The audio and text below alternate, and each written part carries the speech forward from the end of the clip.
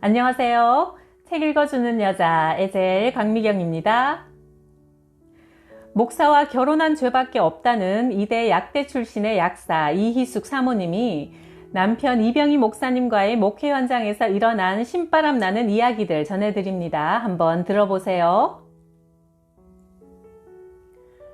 남편 이병희 목사님이 미국 클리블랜드 한인교회에서 목회하고 있을 때 한국에서 목회하시던 부친 이정환 목사님은 일주일에 한 번 정도 편지를 보내셨다. 편지 내용은 늘 똑같았다. 사랑하는 아들 병희 목사야, 성령을 받아야 목회를 제대로 할 수 있단다. 목사가 박사 학위를 몇 개씩 받았다고 해도 성령을 받지 못하고 목회하면 그 목회는 인본주의적인 목회가 되기 때문에 하나님을 기쁘시게 할 수 없단다.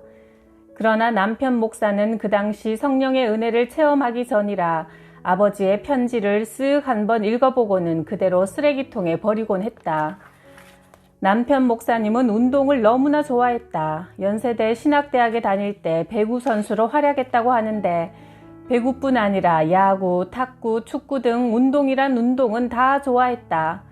그래서 주일 예배만 끝나면 성도들을 데리고 교회 근처 공원에 가서 운동하며 여성도들은 불고기, 햄버거, 핫도그 등을 구워 점심을 먹고 주일 오후를 지냈다.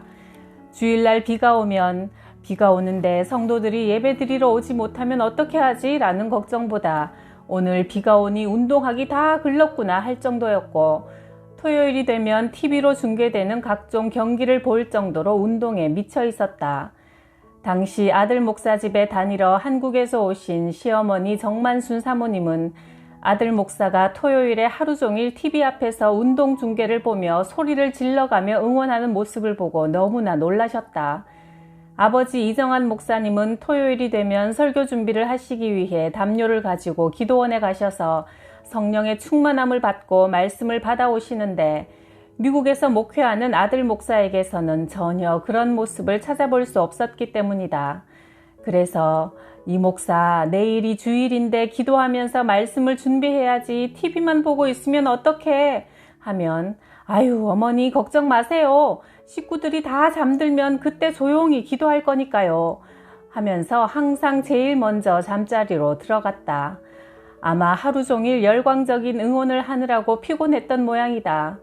자기가 응원한 팀이 지면 속상하다고 일찍 자고 이기면 기분이 좋아서 잠이 잘 온다고 일찍 자고 하여튼 토요일이 되면 운동 경기 때문에 조용한 날이 없을 정도였다. 목사님 자신도 자기가 운동광임을 인정하면서 내가 성경에 나오는 인물들의 이름은 다 몰라도 내가 좋아하는 팀의 선수들 이름은 물론 타율, 타점, 홈런 개수까지 다 외울 정도지 하면서 그것이 무슨 큰 자랑이나 되는 것처럼 이야기할 정도로 운동에 푹 빠져 있었다. 주여 불쌍히 여기시고 변화시켜 주옵소서. 나는 그렇게 기도할 뿐이었다. 그러던 어느 주일 남편 이병희 목사가 강 집사님 가정은 왜 요즘 예배 후 공원에 나오지 않지? 하면서 궁금해하셨다. 아닌 게 아니라 몇 가정이 예배만 드리고 공원에 와서 함께 운동하지 않고 사라지곤 했다.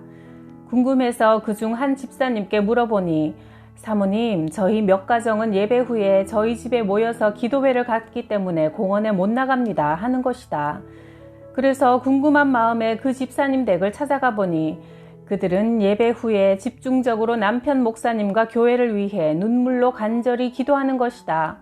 우리 이병희 목사님을 축복해 주셔서 양떼들에게 풍성한 생명의 꼴을 먹일 수 있도록 변화시켜 주옵소서 하면서 통성으로 울면서 기도했다. 나는 그 광경을 보고 너무나 충격을 받아서 집에 돌아와 남편에게 전했더니 아니 내가 어때서 변화시켜 달라고 기도를 해? 저희들이나 변화되지? 하며 못마땅하게 생각했다. 그러던 중 우리 교회에서 처음으로 부흥회를 갖게 되었다. 강사 목사님은 일주일간 금식 기도를 하고 오셨다고 하며 사도행전 19장 말씀을 중심으로 너희가 믿을 때 성령을 받았느냐라는 제목으로 말씀을 전하셨다. 오늘 밤 성령을 받도록 각자 회개하고 간절히 기도하여 다 성령을 받자고 하셨다. 그날 밤 남편 목사님이 제일 먼저 성령의 은혜와 능력을 받게 되었다. 나 역시 강사 목사님이 안수기도를 하실 때 갑자기 뜨거운 불덩어리 같은 것이 머리에 탁 떨어지더니 온 몸이 전기에 감전된 것처럼 찌르륵 하면서 머리 꼭대기부터 발끝까지 전율이 일어났다. 그 순간 나의 죄들이 마치 필름을 보는 것처럼 하나하나 지나가는 것이다.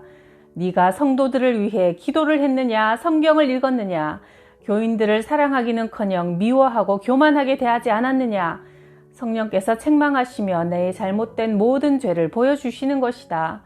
나는 너무나 큰 충격을 받아 나도 모르게 어욱하고 울음이 터져나왔다. 성령께서 회개의 영을 부어주시니 나는 눈물 콧물을 흘려가며 엉엉 울면서 철저히 회개했다.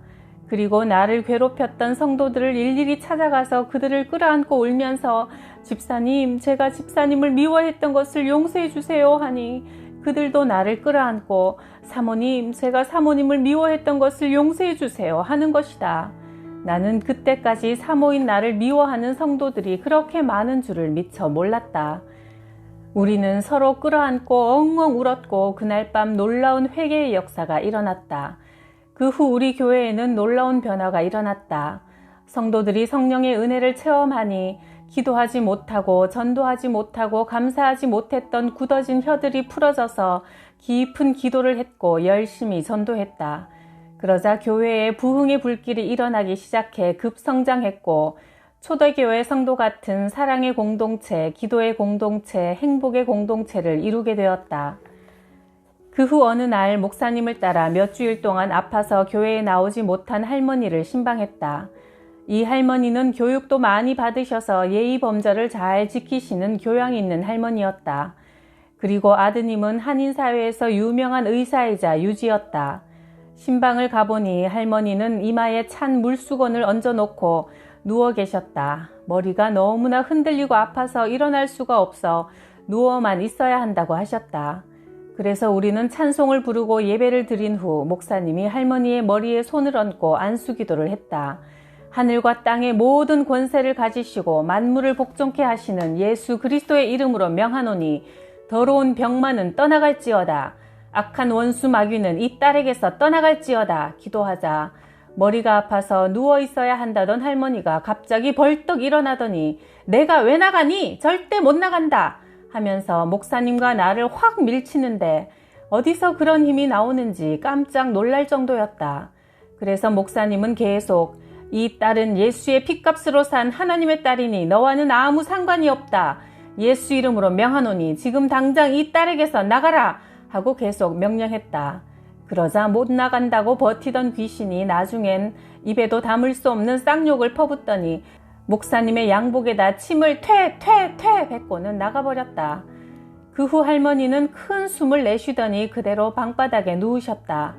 얼마 후 눈을 뜨고 우리를 쳐다보면서 목사님, 사모님 언제 오셨어요? 하는 것이다. 그래서 할머니에게 일어났던 일을 얘기해주면서 기억하느냐고 물으니 하나도 기억나지 않는다고 했다. 그 후 할머니는 40년 동안 자신을 괴롭혀온 두통에서 완전히 고침받게 되었다. 미국 병원의 내과 의사인 아들이 어머니 병을 고쳐보려고 온갖 검사를 다 했고 좋다는 약을 다 처방했어도 결국 고치지 못했지만 오직 예수 이름의 놀라운 권세와 능력으로 그를 묶고 있던 귀신이 떠나면서 병에서 완전히 깨끗하게 치료를 받아 한 보따리나 되는 약을 다 내버리고 기뻐하며 신앙생활을 잘 하셨다.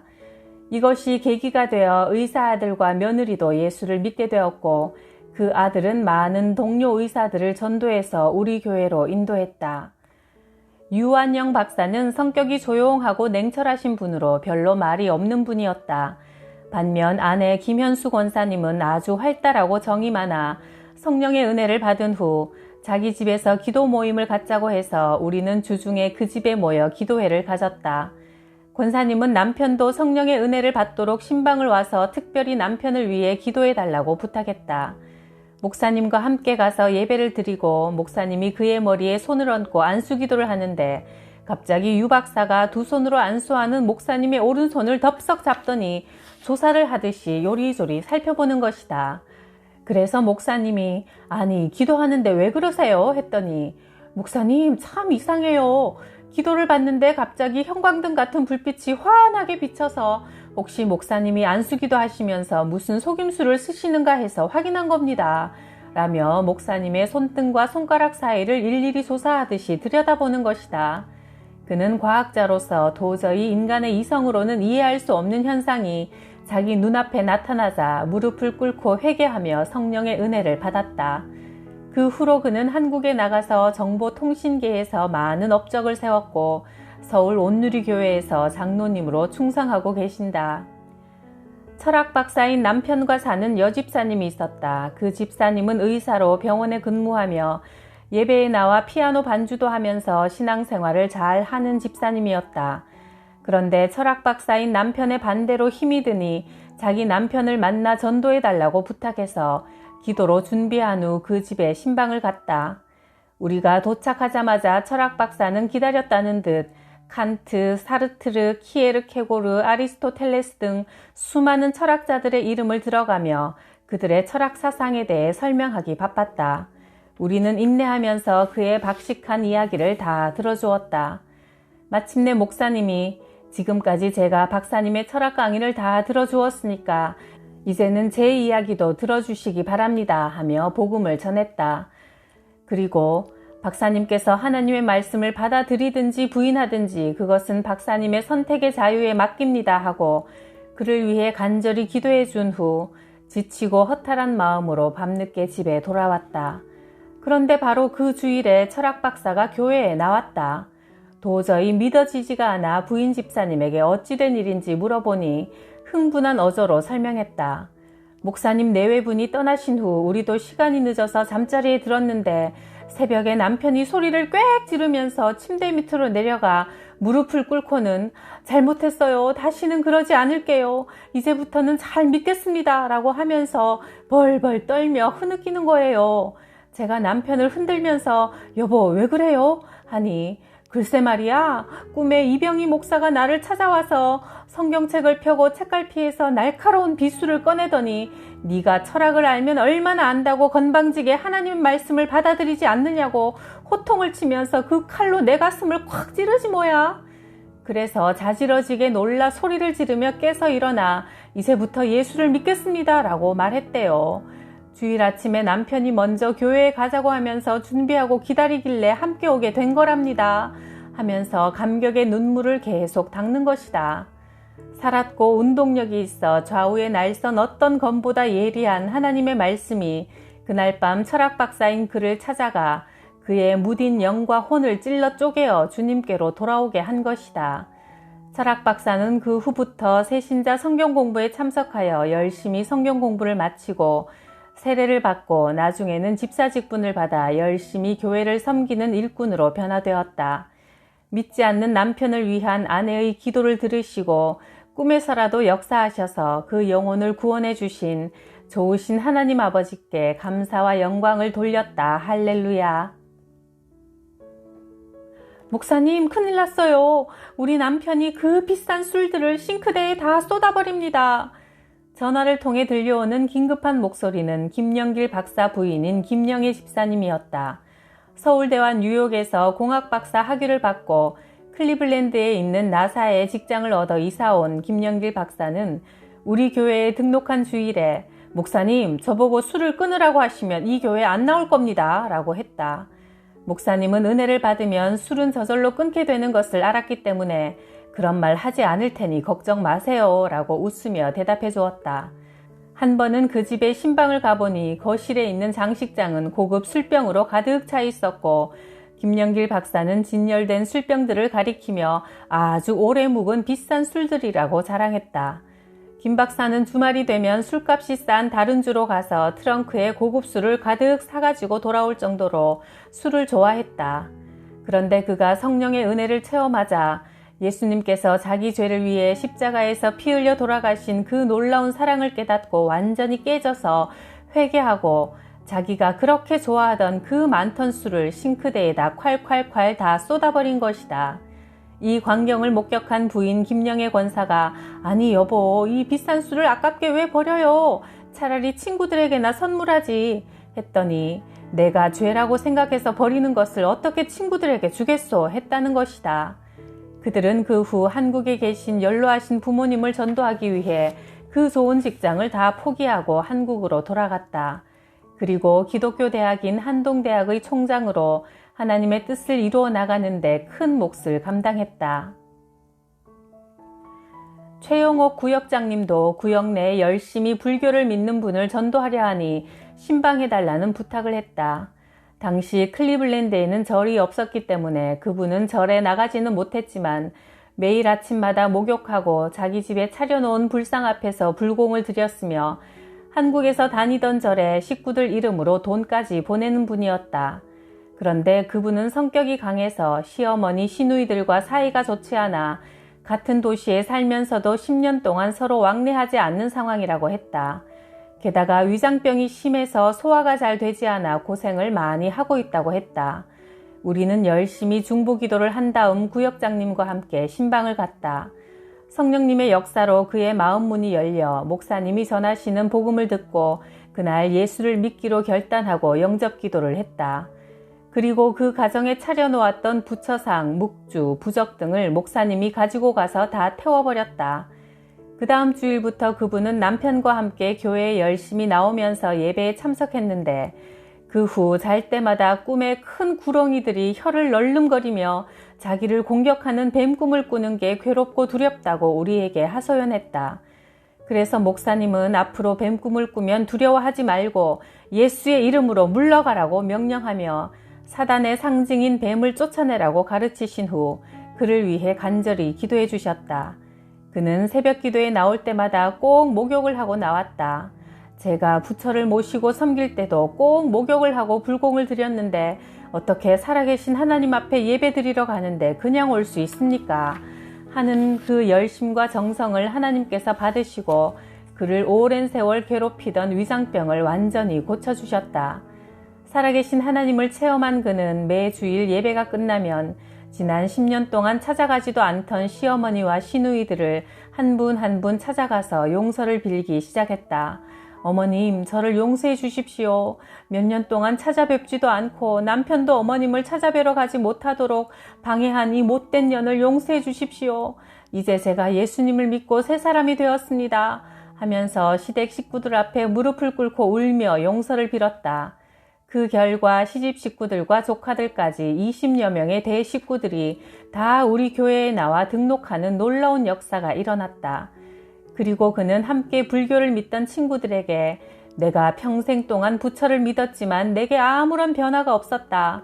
하지만 이제 예수님을 믿고 내 삶이 변화돼서 마음에 기쁨이 넘치고 감사하는 삶을 살게 됐으니 특히 여러 해 동안 나를 괴롭히던 위장병까지 다 치료받았고 수년 동안 원수같이 지내던 시어머니, 시누이들과도 화해하고 지금은 너무나 행복한 삶을 산다며 간증하면서 그들을 교회로 인도했다.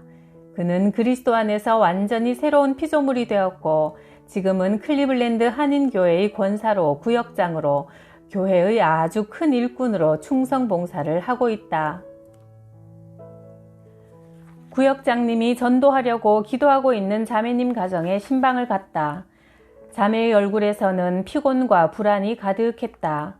그는 우리에게 자신의 답답한 심정을 토로하기 시작했다. 남편의 이민 수속이 늦어지는 바람에 자기 혼자 먼저 아이들만 데리고 미국에 들어와서 온갖 고생을 다 하고 있다는 하소연이었다. 자매의 딱한 사정을 다 들으신 목사님은 우리의 모든 문제를 해결해 주실 수 있는 좋으신 아버지가 계심을 소개했다. 하나님 아버지의 자녀가 될 수 있는 놀라운 축복의 통로가 되신 예수님을 소개하자 자매는 목사님의 기도를 따라 영접기도를 했다.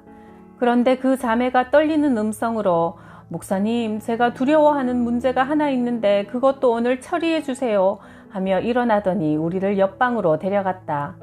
옷장의 문을 열면서 저것은 어떻게 해야 되나요? 하며 손가락으로 가리키는데 옷장 안을 들여다보니 실타래 뭉치, 쌀, 냉수를 담은 대접 등이 소반 위에 차려져 있었다.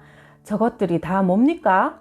내가 의아한 표정으로 묻자 자매는 한숨을 깊이 내쉬면서 저는 과거 몇 년 동안 매일 아침마다 직장에 나가기 전에 물을 대접에 새로 떠다 놓고 여기에다 절을 하면서 복을 빌었어요. 그렇게 하지 않는 날은 꼭 무슨 변이 일어날 것만 같은 두려움이 항상 있었기 때문이에요. 라는 거다. 그래서 목사님이 지금까지는 쓸데없는 잡신을 섬기고 살았지만 오늘부터는 살아계신 하나님 아버지를 모시고 사는 하나님의 자녀가 되었으니 이런 것들 때문에 두려워할 필요가 없습니다. 하나님의 자녀들만이 누릴 수 있는 자유와 평안함을 이제부터 누리세요. 설명해 주시며 그 잡동사니들을 싹 치우고 그 자매님을 위해 간절히 기도해 주자. 그제야 그녀의 얼굴엔 기쁨의 웃음꽃이 활짝 피었다.